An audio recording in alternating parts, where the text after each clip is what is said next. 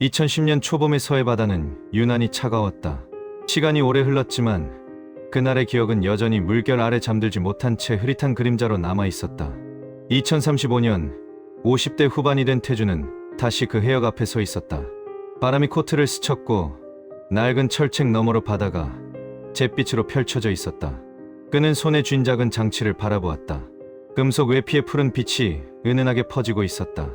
오래전 미란이 남긴 마지막 흔적이 담긴 장치, 루나였다. 그 목소리를 들을 때마다 애써 묻어두었던 기억이 되살아나곤 했다. 루나, 준비됐지? 태준이 낮게 묻자 장치에서 부드러운 음성이 흘러나왔다. 재생할 기록을 선택해주세요. 그는 심호흡을 한 뒤 말했다. 천하암 사고 자료부터 보여줘. 순간 화면이 깜빡이며 파형이 흔들렸다. 루나가 말하기 시작했다. 천하암 사고는 단일 요인으로 설명할 수 없습니다. 외부 폭발 이전에 잠수함 간 충돌 흔적이 존재합니다. 또한 사고 해역은 통이교, 새벽재단의 금괴 위장, 이동 경로와 겹칩니다. 태주는 이미 어느 정도 예상하고 있었지만 목소리로 듣는 순간 마음 한구석이 저릿했다. 금괴 이동극은 미란이 보았던 문서인가?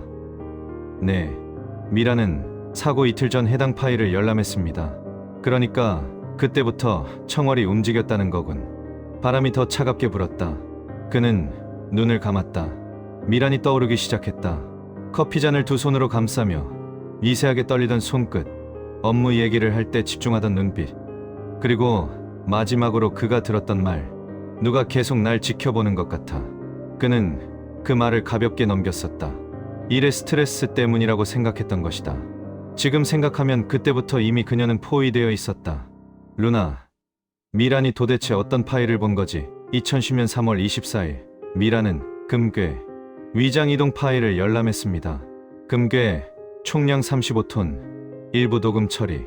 이동 경로는 일본에서 시작해 군사훈련을 위장한 잠수함으로 서해를 통과하는 형태였고 그 지점에 천하함이 존재했습니다. 그리고 북측 소형 잠수정이 뒤따랐지. 맞습니다.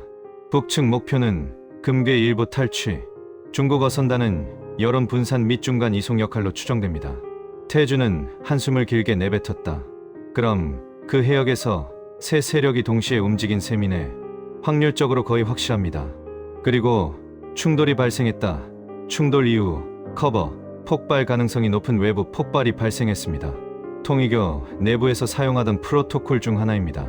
태주는 잠시 말을 잃었다. 천하함 사고가 단순한 군사 충돌이 아니었다는 사실을 알고는 있었지만 막상 루나의 정제된 말로 들으니 감정이 직격으로 떠올랐다. 그 배에는 분명 누군가의 삶이 있었고 그날의 진실은 누군가에 의해 철저히 묻혔다. 미라는 이걸 알고 있었나? 전부는 아니지만 조각들을 이미 맞추기 시작했습니다. 그래서 죽은 거고, 네, 청월은 내부 반역자를 기록 없이 제거합니다. 미란의 죽음은 등산 중 실족사로 위장되었습니다. 그 말이 끝나는 순간 태주는 손을 떨며 장치를 내려다보았다. 그녀가 왜 마지막까지 불안해했는지, 왜 자신에게 말하려다 숨겼는지 이제야 이해할 수 있었다. 그녀는 태준을 지키려 했고 결국 자신은 사라졌다. 루나, 그녀의 마지막 기록을 보여줘. 재생합니다. 짧은 정적 뒤에 미란의 숨결이 배어있는 음성이 흘러나왔다. 잠수함, 금괴, 천하함, 이 모든 게 정말 연결되어 있는 걸까? 파일을 본 뒤로 누군가 날 지켜보는 것 같아. 태준 씨에게 말하고 싶어도 그가 위험해질까봐 겁이. 만약 내가 사라진다면 루나가 기록을 남겨줄 거야. 언젠가 태준 씨가 이 퍼즐을 맞춰주겠지. 음성이 끝났다. 태준은 눈을 감은 채 오랜 시간 말이 없었다. 그녀는 혼자 싸우고 있었다. 그리고 지금 그 싸움의 끝은 자신에게 넘어왔다. 그는 자리에서 천천히 일어섰다. 서해의 바람은 날카롭게 스쳤지만 그의 발걸음은 단단해져 있었다. 루나, 사고 지점 좌표 알려줘. 송출합니다. 해당 해역은 현재도 접근 제한 구역입니다. 알아. 그래도 가봐야겠어. 안전 위험 가능성이 높습니다. 지금 위험한 짓 안 하면 내가 누군지도 잊어버릴 것 같아서 그래. 루나는 짧은 침묵 뒤 대답했다. 지원하겠습니다. 태주는 바다를 향해 걸었다. 이제 그는 25년 전의 가장 어두운 사건, 그 진실의 중심으로 돌아가고 있었다. 그리고 그 길 위에는 미란, 통이교, 금괴, 청월, GIH 모든 그림자가 다시 깨어나고 있었다. 백령도에서의 첫 조사가 끝난 후 태주는 곧장 인천으로 이동했다. 해군과 정보기관 사이의 오래된 보고, 체계는 여전히 존재했고 그 안에는 시간 속에 묻혀버린 사람들의 기록이 남아 있었다. 그는 민간인을 가장의 자료 요청을 했지만 대부분의 문서에는 굵은 검은 줄이 그어져 있었다. 흡사 25년이라는 시간이 모든 것을 녹여버린 것처럼 보였다. 그러나 태주는 알고 있었다. 기록은 결코 완전히 사라지지 않는다는 것을. 남겨진 조각들, 잘못 지워진 흔적들, 의미 없어 보이는 숫자 하나조차도 때로는 모든 진실을 여는 금고의 열쇠가 되곤 한다. 그는 호텔방에 도착하자마자 조명을 어둡게 낮추고 루나를 책상 위에 올려두었다. 루나, 사고 당일군 내부 통신 기록 가져와줘. 짧은 부팅음과 함께 루나의 화면에 수많은 로그들이 떠올랐다. 당일 통신 중 12건이 손상 파일로 분류돼 있습니다. 그러나 복원 가능성이 있습니다. 복원해줘. 진행합니다. 몇 초간의 침묵 끝에 기계음이 아닌 사람의 숨소리가 파형으로 나타났다. 불안한 기류가 고스란히 녹아있는 목소리였다. 서쪽에서 음파 이상, 잠수정 동일 패턴 움직임, 반복, 보고 요청, 중국 어선 집단이 한꺼번에 접근 중, 조업 기록 없음, 천암 항적과 충돌 위험 경고했으나 상층에서 진행 지시, 음성은 끊겼다. 태주는 이를 악물었다. 그럼 결국 지시가 있었던 거군. 네, 이동 중단 요청이 묵살됐습니다. 왜? 금괴 이동이 더 큰 우선순위였기 때문입니다. 태주는 조용히 고개를 숙였다. 이 해역에서 목숨을 잃은 사람들은 그냥 변수였다는 건가? 통이교 내부 문서에는 부수적 위험 요소라고 표현돼 있습니다. 그 단어를 듣는 순간 태준의 주먹이 테이블을 세게 내리쳤다. 사람 죽음을 그렇게 부른다고? 문서 그대로입니다. 태준은 깊은 숨을 몰아쉬었다. 이 사건은 단순한 충돌, 단순한 폭발, 단순한 은폐가 아니었다. 누군가의 계획, 누군가의 선택, 누군가의 의도였다. 그는 창밖을 바라보았다. 그리고 그 의도는 한 여자의 생명까지도 집어삼켰다. 인천 항구의 불빛이 잔잔한 바다에 어른거리고 있었다. 그 불빛 사이로 미란이 마지막으로 보였던 표정이 다시 떠올랐다. 무언가를 말하고 싶어 하면서도 말하지 못하던 그 눈빛. 그 안에 담긴 두려움, 고독, 그리고 단단한 결심. 그녀는 이미 진실을 향해 손을 뻗고 있었다. 하지만 그 손은 닿기도 전에 꺾여버렸다. 루나. 네. 미란이 루나에 어떤 걸 남겼는지 전부는 아니어도 일부 복원할 수 있겠지? 가능합니다. 하지만 일부 데이터는 암호화된 채 파손돼 있습니다. 그 암호 미란이 남긴 거겠지? 네. 미란은 루나 내부에 긴급 접근 키를 남겼습니다. 청월의 감시를 피하기 위해 직접 만들었습니다. 태주는 눈을 가늘게 떴다. 그럼 그 키가 금괴 이동의 최종 경로와도 연결돼 있을 가능성이 있다는 말이군. 그럴 가능성이 높습니다. 미라는 죽기 전까지 통이교의 GIH 프로젝트 문서와 금괴 배분 파일의 출처를 추적했습니다. 태주는 오래전 미란과 함께 커피를 마시던 날을 떠올렸다. 그녀는 밝게 웃던 사람이었다. 세상 어느 자리에서도 위축되지 않는 단단함을 가진, 하지만 마음속 어딘가에는 늘 파도가 일렁이는 사람. 그는 그 파동이 무엇인지 그때는 알지 못했다. 지금은 안다. 그 파동은 두려움이 아니라 진실에 가까워질 때 생기는 감정이었다. 그는 손끝으로 루나의 표면을 천천히 쓸어내렸다. 루나, 미란이 남긴 기록을 최대한 복원해줘. 복원 중입니다. 일부 파일은 암호화돼 있습니다. 해독에 시간이 필요합니다. 얼마나? 약 48시간. 태주는 고개를 끄덕였다. 좋아. 그동안 우리는 다른 조각을 찾아보자. 그는 곧바로 노트북을 열고 2010년 당시 중국 어선들의 항적 데이터를 불러왔다. 대부분은 이미 삭제되었거나 불명확했지만 하나의 선박이 눈에 들어왔다. 성 12호. 사고 전으로 가장 빠르게 움직였고 항로가 북측 잠수정의 탈출 경로와 거의 겹쳤다. 이 배에 뭔가 있었군. 금괴 일부를 회수했을 가능성이 있습니다. 그럼 그 금괴가 지금 어디로 이어졌는지 추적할 수 있겠지. 성 12호는 사고 직후 캄보디아 시아누크빌 항으로 향했습니다. 그리고 72시간 후 파나마 계열 트러스트 기업으로 송금 기록이 존재합니다. 즉, 금괴 일부는 해외로 이미 빠져나갔다는 거군. 네. 이후 행방은 불명. 태주는 의자 등받이에 몸을 기댔다. 금괴, 잠수함, 북측, 중국 어선, 그리고 처남. 이 모든 사건을 관통하는 중심에는 오직 하나 통이교 새벽재단이 있었다. 그리고 그 재단을 파헤치기 시작했던 여인이 있었다. 그녀는 혼자 싸웠고 결국 사라졌다. 이제 그 싸움은 태준의 몫이었다. 그는 다시 창밖을 바라보았다.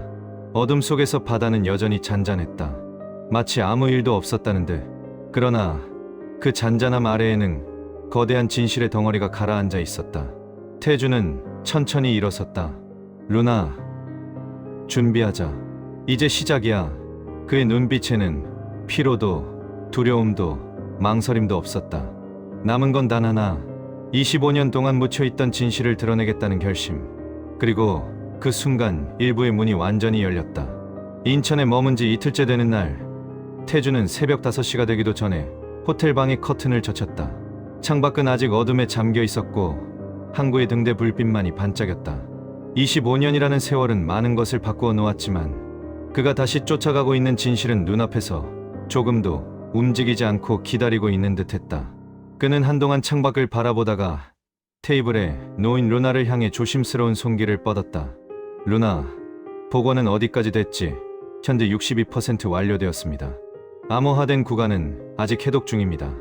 해독이 끝나면 미란이 마지막으로 남긴 단서가 나오겠지. 그럴 가능성이 높습니다. 그는 깊은 숨을 들이쉬고 노트북을 켰다. 전날 밤 분석한 항적 자료가 화면에 떠 있었다. 그 중에서도 하나의 궤적이 눈에 띄게 도드라졌다. 중국 어선 성 12호. 사고 전후로 가장 민감하게 움직였던 배. 사고 해역을 벗어난 뒤엔 숨 막히는 속도로 항구로 향했고 사흘 뒤에는 캄보디아 시아누크빌에 도착했다. 캄보디아. 그 이름은 오래전 미란이 마지막까지 파고들던 곳과도 정확히 일치했다.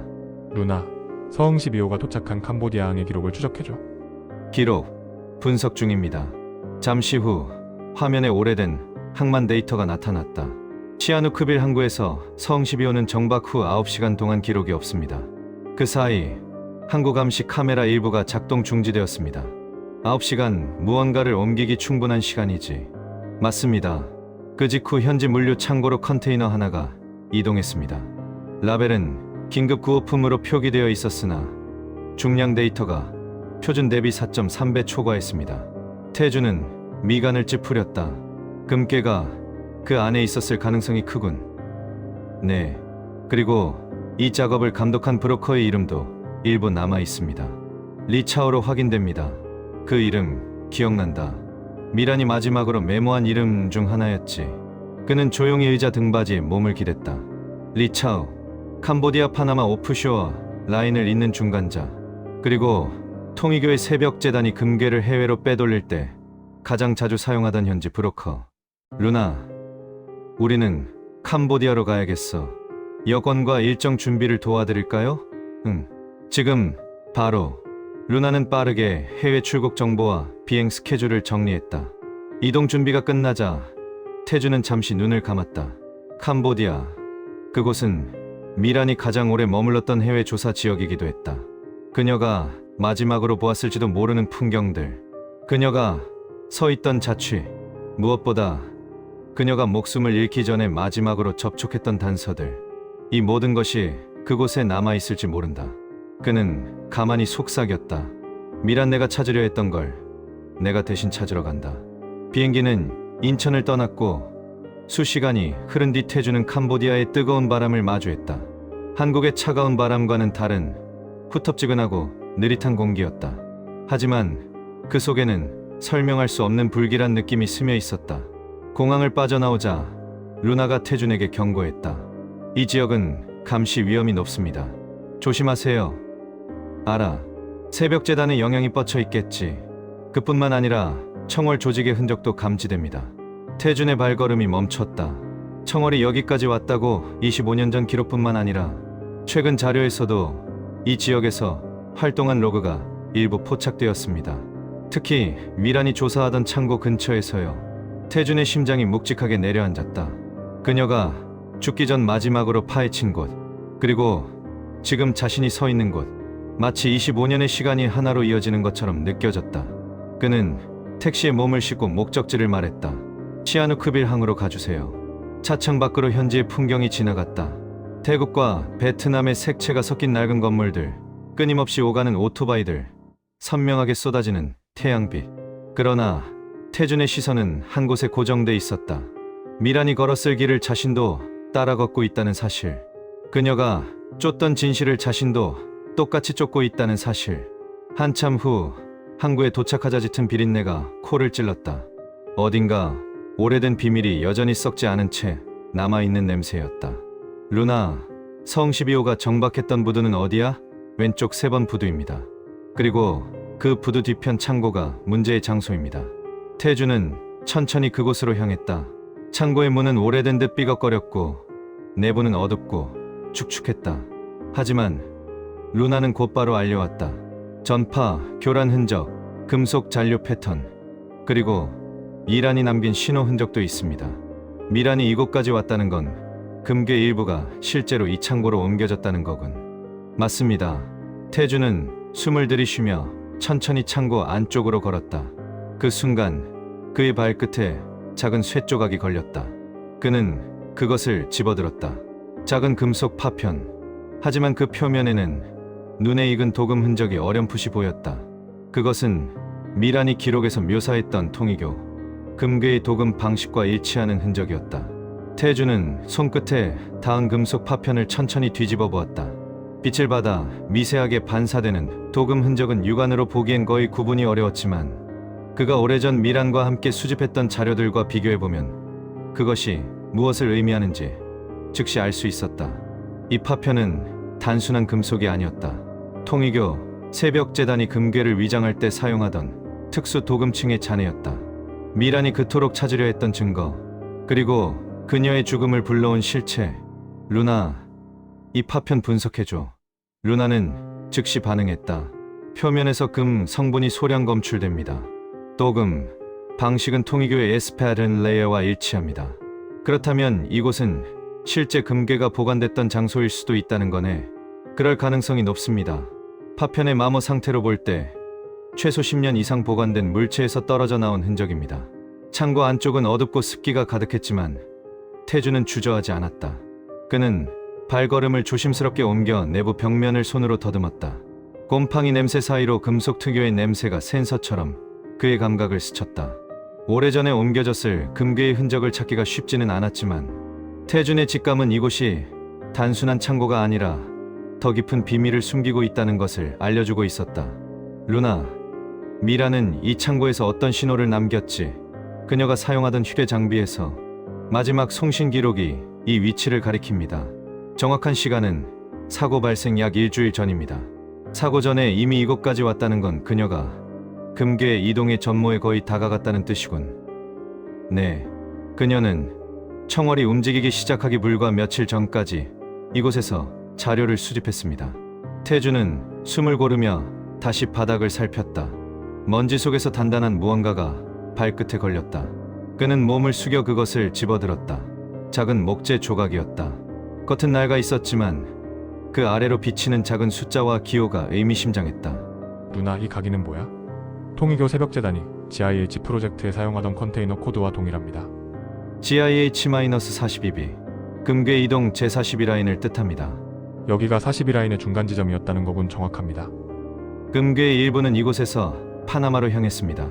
기록에 따르면 이후 오프쇼어 트러스트 27곳으로 분산되었습니다. 태주는 벽에 몸을 기대며 깊은 숨을 내쉬었다. 이 창고는 단순한 은닉 장소가 아니라 금괴 이동의 일부가 멈춰 지나간 중요한 결절점이었다. 그리고 이곳에 미란이 혼자 들어와 조사했고 그 때문에 그녀는 청월의 표적이 되어버렸다. 창고의 반대편으로 이동하던 중 루나가 갑자기 경고음을 냈다. 태준 씨, 조심하세요. 방금 외부에서 미세한 열 신호가 감지됐습니다. 누군가 있는 거야. 확률 80%. 인근의 사람의 체온과 유사한 열원이 있습니다. 쫓아온 것이거나 이미 이곳을 감시하고 있었을 가능성이 있습니다. 태주는 본능적으로 몸을 숨겼다. 창고 밖으로 이어지는 그림자가 길게 늘어져 있었다. 그는 숨을 죽이고 움직임을 살폈다. 발소리는 없었지만 누군가가 천천히 공간을 스캔하는 듯한 기척이 미세하게 전해졌다. 루나, 청월일 가능성 부정할 수 없습니다. 이 지역에서 그들의 활동 흔적이 최근 재차 감지되었습니다. 태주는 금속 파편을 재빨리 주머니 속 깊숙이 밀어 넣었다. 그 순간 창고 문이 미세하게 흔들렸다. 마치 누군가가 문틈 너머에서 살펴보는 것처럼. 그는 손에 힘을 주며 창고 벽 쪽으로 붙었다. 오래된 목재판이 삐걱거리며 울리는 소리가 심장을 더 빠르게 뛰게 했다. 문이 아주 천천히 움직였다. 그러나 이내 휙 바람이 스치듯 문이 완전히 열렸다. 태주는 긴장한 채 다시 숨을 죽였다. 발걸음이 들어오는 대신 창고 밖을 스치는 발소리만 들렸다. 누군가가 주변을 맴돌고 있는 것이다. 루나가 낮게 속삭였다. 발자국 패턴 분석 결과 무장 훈련을 받은 사람의 걸음 속도와 일치합니다. 청월 가능성이 크군. 네. 태주는 재빨리 반대편 문으로 이동해 창고 밖으로 빠져나왔다. 그가 밖으로 나선 순간 강한 햇빛이 눈앞을 덮쳤지만 그는 뒤돌아보지 않았다. 위험은 이미 가까이 와 있었다. 그는 곧장 항구의 골목 사이로 들어가 몸을 낮췄다. 숨을 고르며 주변을 살피던 태주는 루나에게 말했다. 청월이 벌써 냄새를 맡았다면 이 창고에서 찾은 증거는 더 소중해졌어. 맞습니다. 이 파편과 각인은 향후 금괴 이동의 전체 흐름을 밝히는 핵심 요소가 될 것입니다. 그는 조용히 말했다. 그리고 미란이 왜 죽어야 했는지도 말이지. 태주는 다시 골목 끝을 바라보았다. 짙은 그림자 사이로 검은 차량이 잠시 스쳐 지나갔다. 그 안에서 누군가 창고 쪽을 바라보는 듯한 느낌이 들었다. 하지만 그는 시선을 돌리지 않았다. 지금은 행동보다 생존이 먼저였다. 루나, 파나마로 이어지는 다음 경로를 찾자. 이미 준비해 두었습니다. 42라인의 다음 목적지는 파나마시티 외곽의 트러스트 기업 단지입니다. 좋아. 여기서 오래 머물면 안 되겠다. 그는 천천히 골목을 빠져나와 택시를 잡았다. 운전자는 목적지를 묻기도 전에 태준의 얼굴을 보며 살짝 긴장하는 듯했다. 이 도시에서는 너무 많은 것이 뒤로 흘러가고 있었다. 돈, 범죄, 그리고 발각되어서는 안 되는 비밀들. 공항으로 가주세요. 택시는 천천히 움직이기 시작했다. 태준은 창문 밖을 보며 조용히 중얼거렸다. 미란, 내가 찾으려던 흐름이 여기서 다시 이어지고 있어? 루나가 낮게 반응했다. 태준 씨, 당신이 지금 걷고 있는 길은 그녀의 마지막 조사 기록과 정확히 겹칩니다. 그래. 그리고 이제 난 그 길을 끝까지 갈 거야. 차창 밖으로 캄보디아의 풍경이 멀어지고 있었다. 드넓은 바다, 오래된 창고, 그리고 25년 동안 묻혔던 비밀들이 마치 어둠 속에서 태준을 향해 조용히 되살아나는 듯했다. 그는 눈을 감았다.